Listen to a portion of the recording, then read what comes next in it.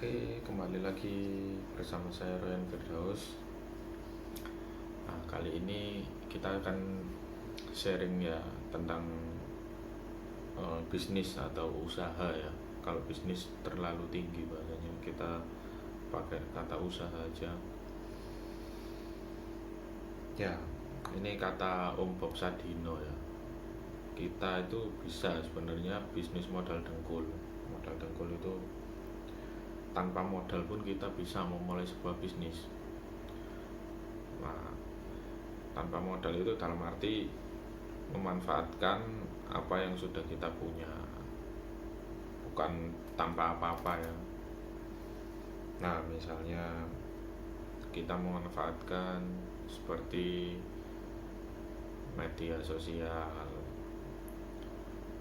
entah itu Facebook, Instagram, gitu ya, kita pakai itu. Mulai usahanya ini menurut pengalaman saya ini, yang pertama yang wajib kalian lakukan adalah perluas jaringan. Perluas jaringan itu apa yang kamu geluti ketika membangun sebuah usaha. Misalnya usaha di bidang konstruksi atau kontraktor. Perbanyak rekanmu yang ada atau yang bekerja sebagai kontraktor atau ikut kontraktor atau sedemikian lah. Silakan dekati mereka, banyaklah belajar dari mereka. Yang kedua, kalau memang itu sudah menjadi pemikiran dan sudah matang, itu tunjukkan identitas dirimu. Artinya ketika kita ngobrol, ketika kita berada di media sosial, tunjukkan kalau misalnya memang kita bisnis di bidang konstruksi, tunjukkan kalau kita itu ahli di bidang konstruksi. Bukan ahli ya, sebenarnya kita menunjukkan bahwa kita itu bekerja di bidang ini gitu loh. Menunjukkan identitas itu, bukan identitas diri ya, tapi identitas usaha. Nah, setelah kita mengenalkan diri ke publik, jangan lupa kita memperbaiki cara komunikasi. Usahakan komunikasi ke masyarakat itu sebaik mungkin, buat mereka nyaman. Kalau misalnya karakternya yang kita ajak bicara itu pendengar, itu masih enak. Tapi kalau sama-sama istilahnya penasehat atau lebih banyak bicaranya, ya kita dengarkan aja, kita ikuti. Yang penting itu jangan sampai kita menjadi orang yang membosankan kalau promosi atau kita mengenalkan diri. Nah, itu yang ketiga. Yang keempat, kita memahami problem. Jadi suatu usaha itu pasti ada problem. Misalnya di bidang konstruksi itu ada seorang customer itu ingin bangun sebuah rumah dengan konsep sedemikian rupa. Kita bikin rap, ternyata habisnya 100 juta. Customer keberatan, "Mas, saya kalau 100 nggak ada uang. Saya ada uang cuma 75 juta.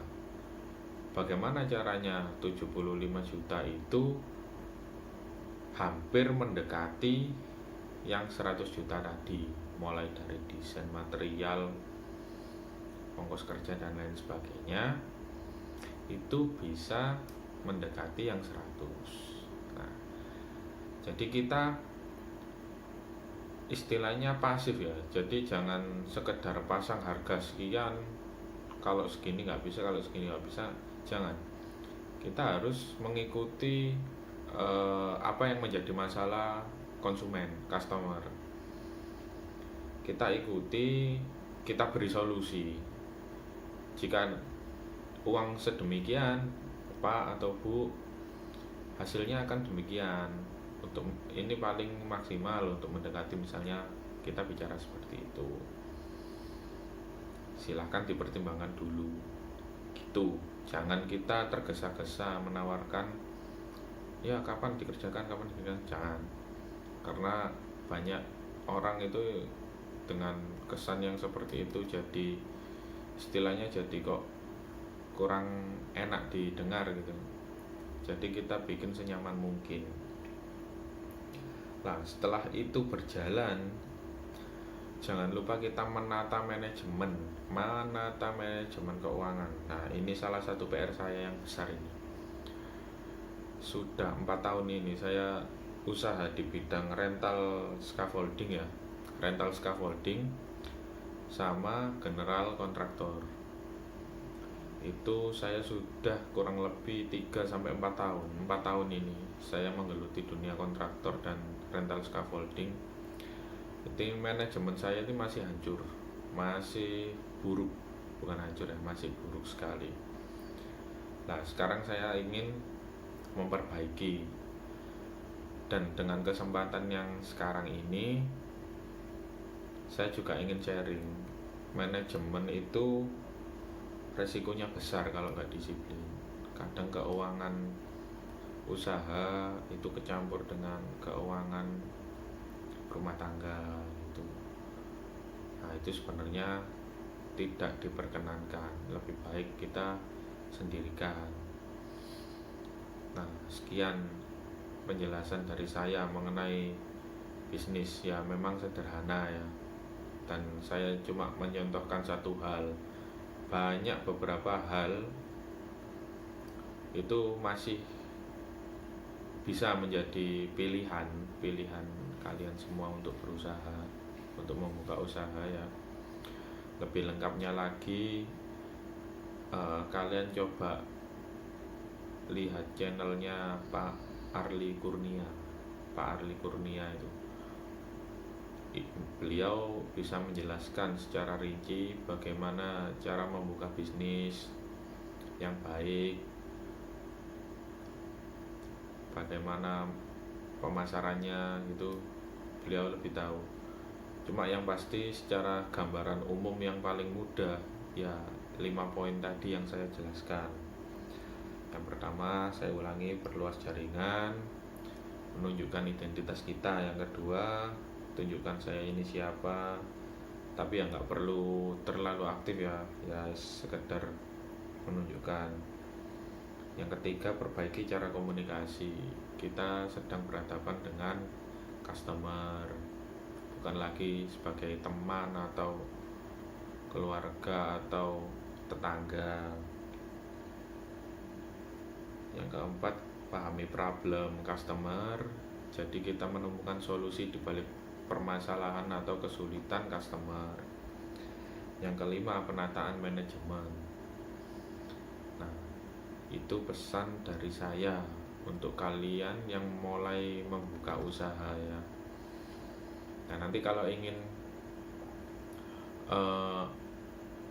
pengen tahu beberapa usaha apa yang sekiranya modalnya kecil cuma marginnya lumayan ya nanti kita bahas di video selanjutnya. Ya, sekian dari saya. Semoga Anda semua diberi kemudahan untuk membuka usaha atau berjualan. Insya Allah, jika usaha pasti ada pintu rezeki yang dimudahkan oleh Allah.